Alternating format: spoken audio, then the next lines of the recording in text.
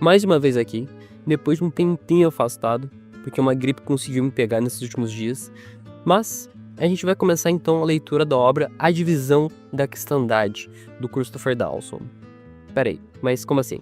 Bem, resumidamente, esse é o projeto principal aqui desse canal, que vai ser compartilhar com vocês a minha interpretação, mas não fazer uma resenha absoluta de um livro.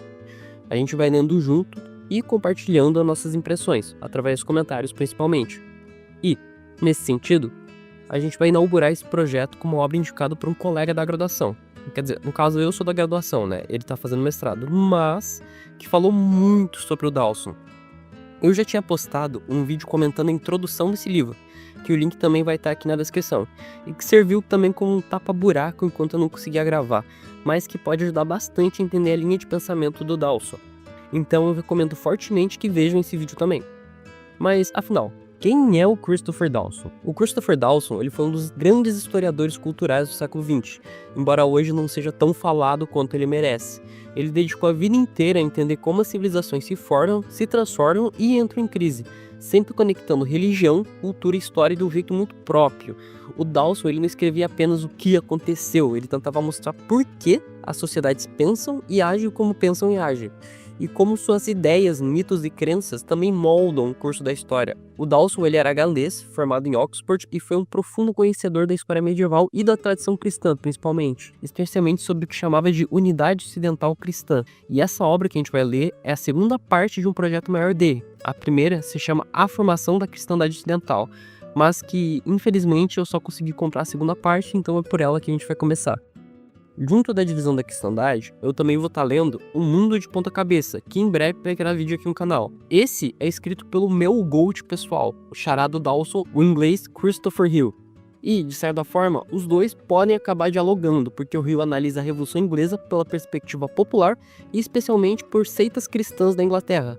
E o Dawson oferece um ótimo pano de fundo também para entender esse contexto mais amplo de divisão da cristandade. Então, a gente vai começar pelo Dawson, até porque esse primeiro capítulo é uma contextualização quase perfeita do cenário que o Christopher Hill trabalha, mas cheia de inflação, então vamos voltar lá para a segunda metade da Idade Média. Entre 1275 e 1525, algo profundo vai acontecer na Europa. A grande síntese medieval, aquela ideia de uma cristandade unida, começa a se desfazer. Mas isso não aconteceu de um dia para o outro. Ela foi um processo bem lento de 250 anos de transformação. O mesmo tempo que tinha levado para construir a mesma unidade entre 1000 e 1250. Mas, afinal, o que vai marcar esse período? De um lado, a gente vai ter a perda na unidade internacional, uma ideia de que toda a Europa Ocidental era só um corpo, e o declínio da autoridade suprapolítica do papado, que antes conseguia se impor acima dos reis. E do outro lado, o nascimento dos estados modernos, os reinos centralizados com identidades políticas nacionais cada vez mais seculares. Na Alta Idade Média, esse conceito de estado, como a gente tem de hoje, praticamente não existe. O mapa político era um mosaico, ducados, condados, baronatos, cidades que se uniam voluntariamente em ligas, como os lombardos ou a Liga Asiática, principados eclesiásticos enormes que funcionavam quase como país, e as ordens religiosas e militares, organizações internacionais que atravessavam fronteiras e tinham uma autoridade própria. Era tudo muito bem misturado e às vezes nem dá para dizer o que era o Estado. Então, por exemplo, a gente pode pegar a grande parte do sudoeste da França, que pertencia ao reino da Inglaterra, mas não pertencia ao reino inglês, continuava sendo da coroa francesa. Ou seja, o rei da Inglaterra era, tecnicamente, vassalo do rei da França pelas terras que ele tinha no território francês. Hoje isso pode parecer um pouquinho absurdo, mas naquela época fazia sentido. E fazia sentido porque a Europa Ocidental não se pensava como países separados, ela se via como uma única sociedade. A cristandade não era só religião, não era só cultura, era uma estrutura inteira sustentada pela ideia de que todos os cristãos faziam parte de um único corpo, com duas cabeças organizadoras, o regnum, o poder temporal, e o sacerdócio, o poder espiritual, império e papado. Mesmo que o império nunca tenha conseguido impor sua autoridade universal, o papado funcionou como uma verdadeira força internacional, atravessando as fronteiras e limitando o poder dos governos locais. E é dentro dessa rede complexa, cheia dessas tensões e sobreposições, que vai nascer o processo de fragmentação que então, por sua vez, vai levar ao fim dessa unidade medieval. Ele vai começar a se desgastar aproximadamente a partir da queda de Acre, em 1291, aquele último pedaço de território cristão lá na região da Palestina, simbolizando o fim do grande entusiasmo cruzado. Isso de acordo com o Dawson, lembrando. E logo depois, na França, com a destruição da Ordem dos Templários pelo Filipe IV, o Belo, e deixando claro que um novo espírito estava surgindo, bem diferente daquele que vinha sustentando a cristandade unificada. As monarquias nacionais estavam crescendo, ganhando força, e isso já ameaçava a supremacia daquela igreja internacional, que, por muitos séculos, parecia praticamente intocável, e a França é o melhor exemplo disso. Durante toda a segunda metade do século XIII, ela vai se fortalecer e já não era mais aquela confederação solta de principados, com a monarquia que não se apoiava apenas no rei, mas também nos Estados Gerais, uma assembleia representativa surgida em 1302, logo depois do parlamento inglês. A administração, ela também estava cada vez mais nas mãos de uma nova elite. Advogados, homens treinados no direito romano, onde muitos deles, de origem humilde, especialmente do sul da França, eram um grupo que vinham carregados de ideias de soberania absoluta, de uma supremacia real e de um governo centralizado e profissional. Foi essa força, representada sobretudo pelo Guillaume de Nogaret, o advogado do Multiplier, que enfrentou uma rota de colisão com Bonifácio VIII. O conflito ele vai girar então em torno de uma pergunta bem simples, mas que é bastante explosiva, vamos dizer assim. O poder secular podia cobrar impostos sobre os bens da igreja? Depois, um papa francês vai ser eleito, e o papado ele vai ser transferido lá para a França.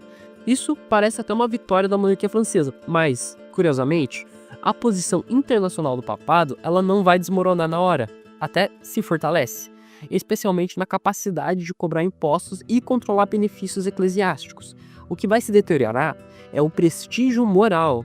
Isso porque os escândalos que agora vão vir de dentro, o luxo da corte de Avignon e o gigantismo da máquina financeira papal. E a sensação crescente de que a igreja estava se afastando da sua própria missão espiritual.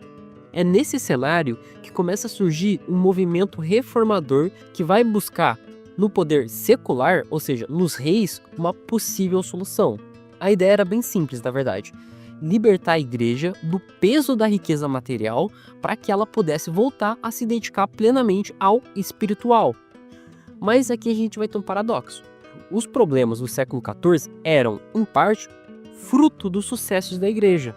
Toda a centralização papal, a burocracia eficiente e a cúria como corte internacional de apelação, tudo isso foi construído num mundo agrário e descentralizado. Agora, porém, os reinos estavam criando seus próprios sistemas administrativos e financeiros, tão eficientes quanto o papal. E quando esses dois sistemas, o do rei e o do papa, um secular e um eclesiástico, se encontram de igual para igual, eles passam a disputar as mesmas coisas, a mesma jurisdição, as mesmas causas judiciais, as mesmas fontes de impostos. O conflito, então, ele vai ser inevitável e não existe, nem como hipótese, a ideia moderna de separar igreja e Estado. E foi essa colisão que abriu a porta para a grande fragmentação da cristandade que viria em seguida. Ninguém negava que a igreja era universal e que ultrapassava fronteiras e reinados, mas também ninguém negava que o clero, bispos, padres, abades, faziam parte de uma estrutura de cada reino. Eles eram um estamento integrado ao país, com propriedades, funções públicas e responsabilidades políticas. Mas aí também deu o problema. Se as pretensões do papado fossem aceitas na íntegra, como Bonifácio VIII defendia na Clericis Laicus de 1296, nenhum reino conseguiria manter um sistema nacional de impostos. E se o Papa mantivesse o direito absoluto de nomear bispos, isso também ia atingir diretamente o funcionamento interno dos governos, porque esses bispos ocupavam cargos públicos mais importantes. E, por outro lado, se a posição dos advogados dos reis fosse aceita, aquela visão regalista que colocava o poder real acima de tudo, o governo central da igreja ficaria sem meios econômicos para existir também. sem arrecadação, sem controle financeiro. Então a máquina eclesiástica simplesmente iria parar. Mas então, qual que foi a solução? Foi uma espécie de trégua permanente. Na teoria, cada lado ia manter seus direitos absolutos, mas na prática eles negociavam caso a caso. Era uma solução frágil e muito mais insatisfatória, porque transformava tudo numa grande barganha e subordinava o espiritual às disputas financeiras de duas burocracias em expansão constante, a eclesiástica e a secular. E quanto mais dinheiro entrava no sistema, maior ficava esse incômodo. No século XIV, durante o período de Avignon, essas críticas já eram muito fortes. Os papas daquele período, especialmente João XXII, não eram homens ruins, eram administradores, gestores jurídicos e financeiros. E quanto mais eficiente ficava essa administração, mais rica ficava a corte de Avignon. Os cardeais, inclusive, eram mais ricos que o papa. Isso alimentava o barulho dos críticos, e muito. Não era surpresa que, justamente nesse período, vai ocorrer a ruptura final entre o papado e os reformadores espirituais, aqueles mesmos que, no início, tinham sido aliados importantes na construção da cristandade medieval. Era como se um laço que sustentou a unidade espiritual da Europa estava, finalmente, começando a se romper. A essa altura, a tensão interna na igreja já vinha crescendo há muitas décadas.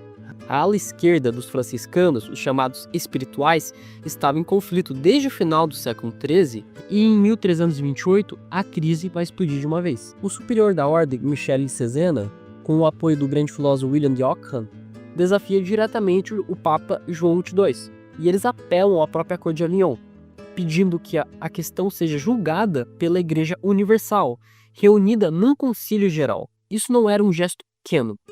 William de Ockham era simplesmente a mente mais influente do seu tempo. Ele inaugurou a via moderna, a nova corrente filosófica que substitui a escolástica clássica medieval e domina por completo as universidades por quase 2 séculos. O fato de um homem como Ockham romper com o papado de Avignon e passar seus últimos 20 anos defendendo reis contra esse mesmo papado, na Alemanha ou na Inglaterra, e ainda formular uma nova teoria sobre o poder da igreja, tudo isso vai acabar demonstrando o tamanho dessa crise.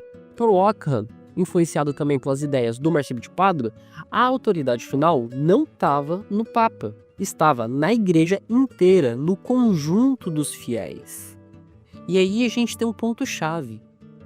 Se o Papa errasse, como para eles João XXII estava errando bastante, cabia ao corpo dos cristãos, reunidos em concílio, corrigi-lo. Enquanto isso, o mundo ao redor entrava em colapso. A Europa ingressada num período de decadência econômica e um desastre social. Entre os séculos XI e XIII, tudo havia sido expansão.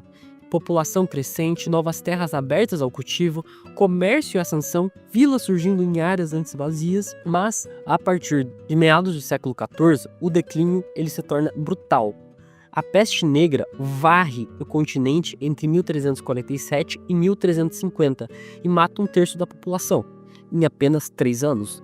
E ao mesmo tempo, a Guerra dos 100 Anos, que vai começar em 1377, vai devastar a França, justamente o país mais rico da Europa, e exércitos de mercenários queimam campos, saqueiam igrejas, destroem monastérios, terras férteis acabam virando desertos, e no sudeste os turcos começam a avançar. A Rússia, por sua vez, ainda continua sob o jugo tártaro. É um cenário de colapso generalizado, e claro, isso também vai abalar profundamente a igreja e toda a cultura cristã. A peste negra atinge o clero com força. Faltam padres, faltam monges, faltam líderes espirituais, a disciplina cai e a estrutura se enfraquece. E esse é o paradoxo. O século XIV não é um período sem religião. Ao contrário, é a grande era do misticismo medieval. Nisso surgem santos e escritores espirituais por toda a Europa. E esse movimento interior, essa busca espiritual profunda, não era um simples abandono do mundo. Não era um asceticismo. Muitas dessas figuras, como a Catarina de Siena e a Brígida da Suécia, estavam intensamente envolvidas na vida pública da igreja. Foram elas, inclusive, que pressionaram o papado de Avignon a voltar para Roma em 1367, em 1370 e novamente em 1377.